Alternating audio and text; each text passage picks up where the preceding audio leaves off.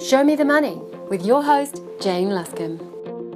Decumulation could be described as the art of spending your retirement savings, but not too quickly. Here's Jeremy Cooper of Australian investment management firm Challenger canvassing some differences between the New Zealand and Australian superannuation systems. My topic was what's New Zealand missing, and the last thing you guys need is an Aussie up here telling me I'll try and be as humble as I can. Now, in Australia, we don't even have a retirement commissioner. So our policy said, it's not a given that you have one of those things in a system. Not that you'll think that.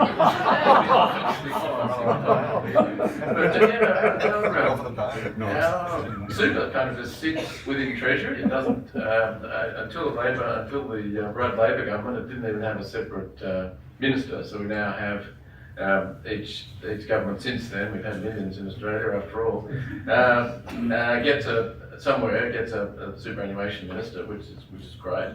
But the policy that gets done around super is very much down the pecking order. To be quite frank, all the other important things that Treasury's got to do, superannuation is certainly not up the top. So, in terms of Australia versus New Zealand, I think the fact that there is a retirement commission, that there are reviews, that there is focus, and that we're having a session like this today is not to be sneezed at. You ought to reflect on the fact that over the water there, we just don't have anything like this. And in fact, even the way superannuation is regulated is split between three principal regulators: the tax side of it, which is very important for our self-managed sector.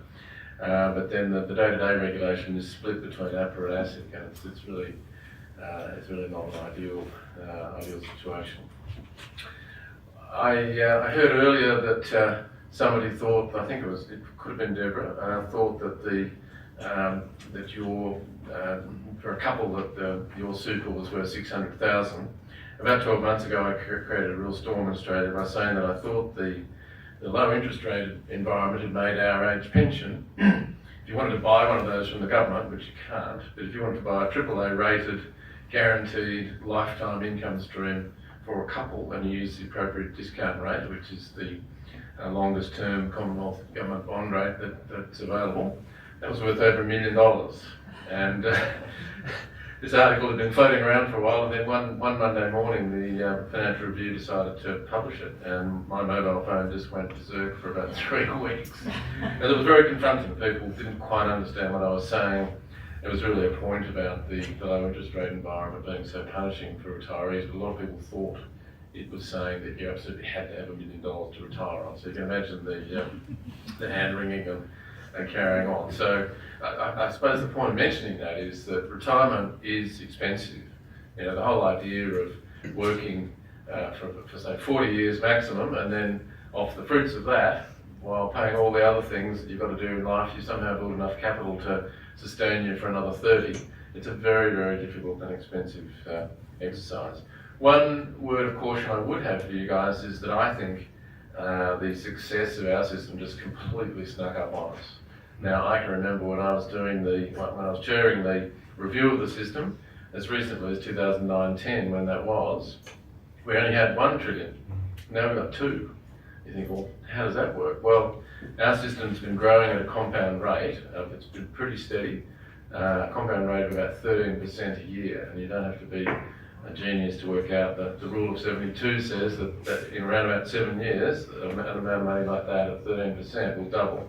So we've really sort of got an embarrassment of riches. We just didn't think the whole drawdown, the whole accumulation thing was going to be such a big deal.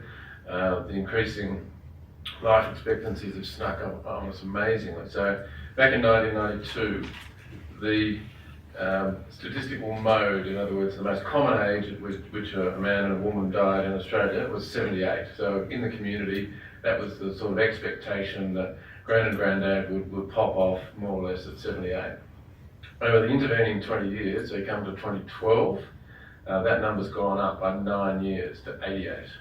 So that shift and the speed with which it's happened has really really caught us unaware. So I would caution you. I mean, you can sit here today saying, look, this isn't a problem for us. The balances aren't so big in Kiwisaver. This is something we can kick the can down the road a bit. I think that's what we did in Australia, and it really has. It takes a long time, from a session like this to actually having stuff coming up out of the ground. Although I think you do this better in this country than we do, because we've got a much more complicated political process. It takes a lot of time. I talk about, a superannuation year is about 5 human years. It just takes a lot of time, and it's an industry that loves talking and not so much doing. So that's an observation, definitely. I also thought that 5% of GDP now was actually quite a lot to be spending on your super. We're only spending about 2.7% of GDP on our age pension, which is relatively more modest, compared to our community income levels. We're a little bit meaner with our age pension, and it is means tested as well. But even when you project out 40 years, we're still saying we'll only be spending 3.5% of GDP. So I just throw that into the mix. The other observation I have is that, look, a funds management model does not solve all of the problems that come up in retirement. I think we heard that being said from a number of people today, and the idea of pooling of investment risk and pooling of longevity risk and the mortality credit, all of the things that we, I guess, threw out when we abandoned the defined benefit model. Those things are definitely still very useful in retirement. We do need choices. I think Mark Wilson summed this up extremely well. Don't compel people to do things, and don't keep radically changing the system. You've got to inspire confidence that things are going to remain relatively stable. And I think also I'd observe that for most people, some degree of annuitisation as part of the overall package of things, particularly when you get older. I mean, I thought Deborah's presentation today was excellent.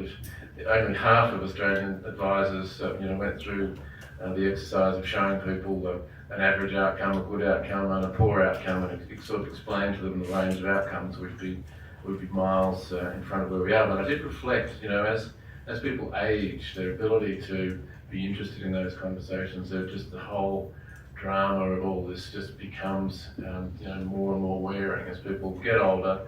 Just how interested is someone who's approaching 90 in these kinds of things, and what sort of solutions have we got to deal with cognitive decline, and not so much not even medical cognitive decline, but just the fact that how many times do we have to relook at all these complicated numbers? I've got other priorities in my life and so on, and that is a situation perhaps where a combination of technology and product can help us.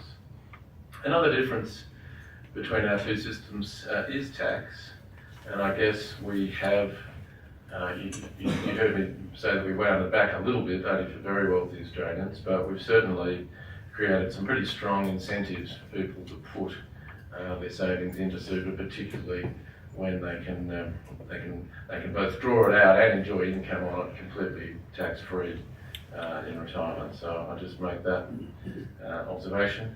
Also in Australia, we've had some great success with very big and dramatic public policy campaigns. Smoking, we've done some of the most aggressive things in the world around getting rid of smoking. Both parties at the moment are talking about a world in 2020 when a packet of cigarettes is going to cost $40. We've got rid of branding. There's virtually nowhere in public you can smoke anymore in Australia. And the point of me saying this, along with our sort of skin cancer campaigns, that I think a life expectancy campaign is the next big one, because Australians just don't understand the risk that they've been given in this system where really, you look after your own retirement savings.